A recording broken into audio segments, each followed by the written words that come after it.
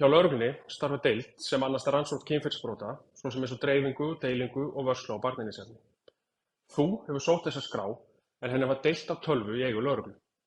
Sökum þess hvernig skráardeiling á þessari síðu fer fram yfir jafningjanet og breytilegt eftir þinni nettengingu deilir biðlarinn upplýsingum um þig með öllum öðrum jafningjum á netinu. Við kunnum því að hafa undir hendi IP-tölu þína, notendanafn, lista yfir skrár sem þú deilir og lista yfir notuð leitarhugtök. Þessar upplýsingar kunna að vera notaðar til að rekja þig. Við erum nú þegar að safna slíkum upplýsingum, stofna mál gegn dreifingum á barnaníðsefni og munum hugsanlega áfram senda upplýsingar um þig til lögreglu sem fer með vald á þínu heimasvæði, hvar svo sem það er í heiminum.